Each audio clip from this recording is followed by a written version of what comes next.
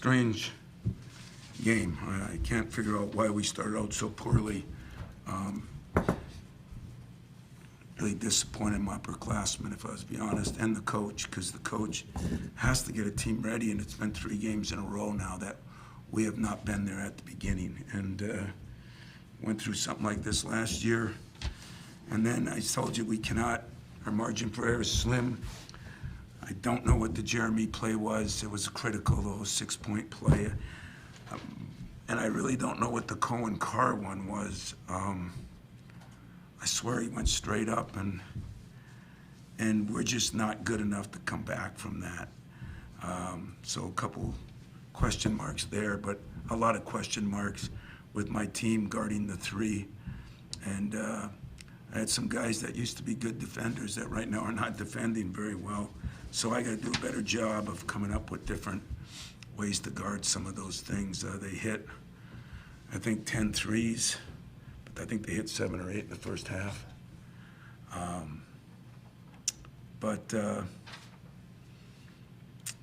Give them credit. I think he's a very, very, very good coach.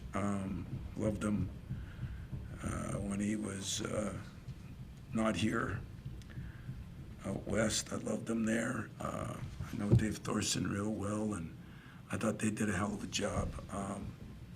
They cut hard, they play hard, they got every loose ball, and that bothers me a lot. So, questions, I'll take them.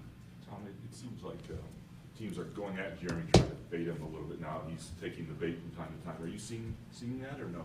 Yeah, well, when somebody comes out and publicly says something about a guy, that sometimes happens, but that's Jeremy's fault.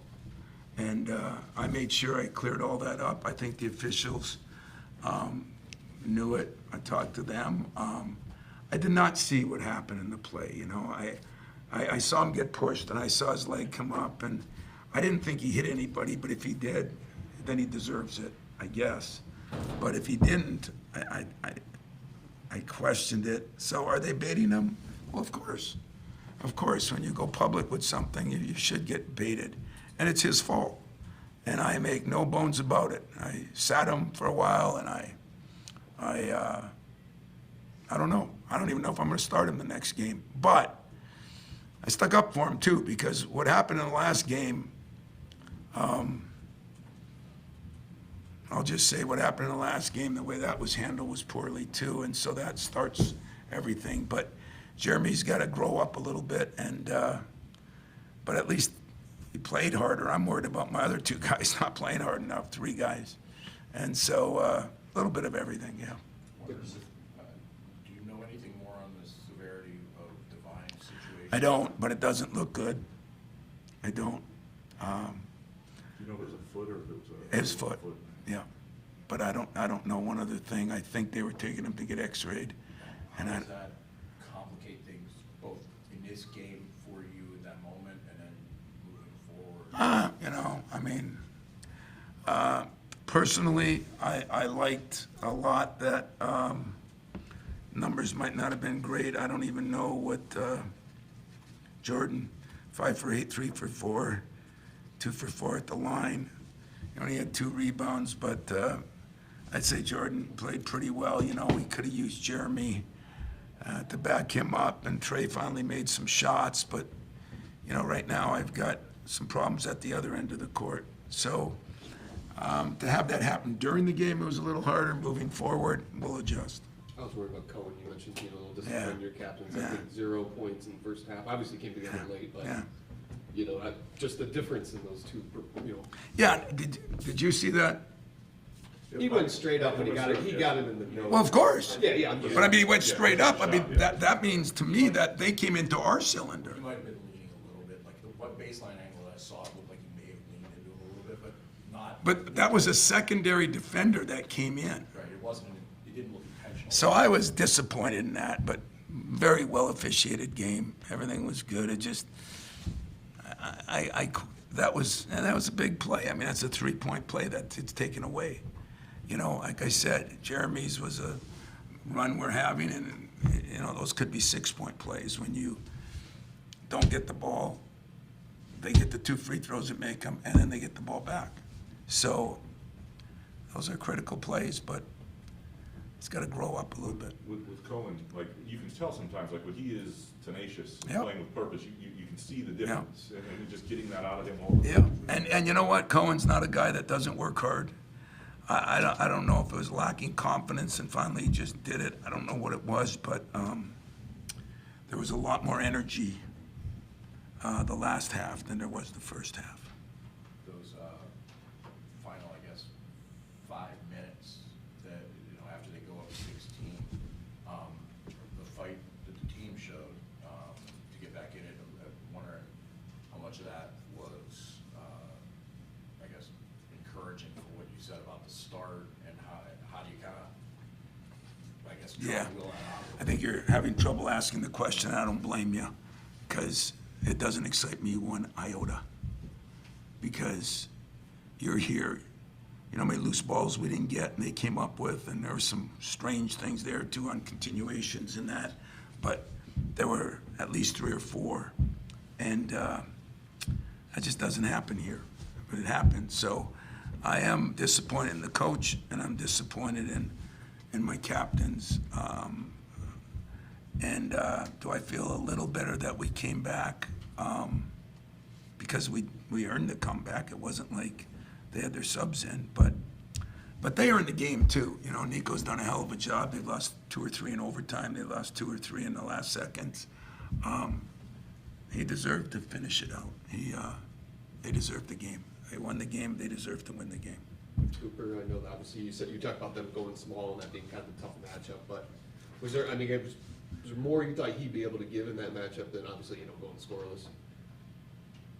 Yeah, I'm not even worried about him going scoreless. I'm more worried about him just guarding the 3-point shot. It wasn't that he took him into the post. It was just guard the 3-point shot, and we went over that, but I don't know what happened. But we didn't do it very well, and that's been a little more of a problem than it was last year. He seemed to guard, how many minutes did he play? Yeah, it sure wasn't because of minutes, so it was disappointing, but. A year ago, you hit a bump, Yep. and you guys kind of stormed back Yep. with an incredible. Is there any similarities to what you see from your team from a year ago, or anything you can draw from on why that response was so good a year ago that you're hopeful for this year? Yeah, it was good last year. We had a few more guards that, did things, but we did have a bump, similar kind of bump. Could have lost 4 in a row, really, because we could have lost to Oregon. And I think Illinois, some people think, is the best team in the league. Michigan and Illinois are definitely the 2 best right now, but some people think right now Illinois is the best team in the league, so the road's not going to get any easier. But I don't know. There's got to be a gut check with a couple guys. They got to play harder. They got to play better. Coop, actually, because we don't go to him enough, we talked about going to him, and we did early, but when you go to somebody, they got to respond too. So we didn't beat a lot of good teams because we're a bad team. There is a bump in the road. Maybe people are reading their press clippings. Maybe they're more entitled. Maybe they're listening to their agents, their mommies, their daddies. I don't know what it is, but we're not playing as well. And yet, I don't want to take anything away. You hit, how many in the first half? 7? 7 threes, and a couple of them were tough. Johnson has made some threes, but I think he's taken 7 a game and made 2.5 or something. And Kay Tyson, it was just the timeliness of it. He only went 4 for 12, but he hit 3 threes in a kind of succession. So, and then they're not a very good free throw shooting team. They shot better from the 3. Somehow, without playing hard enough, we out-rebound them bad, but we didn't score on any of them. In fact, some of them we had a couple of turnovers. We only had 9 turnovers, I guess. I should be happy about that. But the timeliness of some dumb plays and some tough calls have hurt us in the last 2 games too, and we just got to overcome that. One or two things with this. One, when a player gets that quote-unquote dirty tag, how does that change how they're officiated? And two, do you worry with Jeremy that he might get labeled kind of like the Grayson Allen territory where that kind of overshadowed anything else he did? Yes, I do worry about that. But I've talked to those officials, I thought did a very good job of making sure that that was gonna have no play in it. Those were, 2 of those guys were very veteran officials, and that had nothing to do with it. I'd like to know if he hit somebody when he, I thought he got pushed, and The video shows his leg going up and hitting him. it does hit him? It does hit him. Then he deserved it. Then that was a good call. I didn't see that. And I did think he got hit first, well, which he did because they called the foul. But immaturity and that, and you know what? If he plays that way, he deserves it. Okay? And he ain't gonna play that way if I bench him the next game. Because that is, now, he is a physical player. So is number 6. I mean, so is number 5. You know, they're physical players. And I think things got blown up in the last game that when that stuff goes public, then you gotta really deal with it. If that's private between a coach and a coach or the front office, but once it goes to you guys, then it gets blown up. If he deserves it, good for him. You know, I've had it with that too. That's not what I teach, that's not what I coach.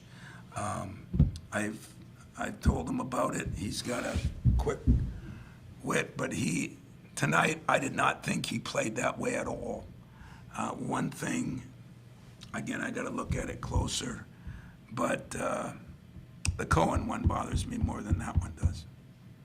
That took away a lot, but we didn't deserve to be in the game at the end. I mean, we came back, but they won the game. They did not get lucky. They won the game and won the game because I thought how hard they played, how many loose balls they got, and they hit some incredible shots. Give them credit. 23-0 in bench points. I know you knew coming in that they were, you know, obviously didn't have the depth, but I mean, that's a pretty lopsided number for them to get every point out of their starting 5, seems like. Yeah, you know, but we didn't run, you know, we didn't run like we normally run, so we didn't wear them down, I didn't think. That was one of our goals. They just did a better job than we did. Like I said, they had enough energy to get every loose ball. It takes a hell of a coach to have that many losses by the way they had them. Overtime. I mean, Wisconsin twice, they have big leads and still get your kids up. I'd say that right now he'd get my vote just because of looking at their team. I mean that. I don't think we asked you really a lot about Jordan, but, you know, 15 points, but it seemed like he was scrapping throughout the Yeah. game. Jordan started because there's a sense of urgency that I did not like with the other guys that I was playing. A sense of urgency every day, every practice, every day. And his sense of urgency is off the charts. And then he's a little bigger, he's got a little more size. But I know one thing was impressive. You know, sometimes your first start, you're nervous as hell. He wasn't nervous at all. I thought he was a bright spot. Cohen second half. And Jeremy did some okay things. It's just that his gets sidewhacked by stupidity, to be honest with you. I mean, you just can't put yourself in that position. That's all set? Yeah, appreciate it. You don't have any questions or what? Not gang related. How you been, man? Been good? Yeah. Did you hear about Mickey last? What's that? Did you hear about Mickey last passed away today? No, I did not.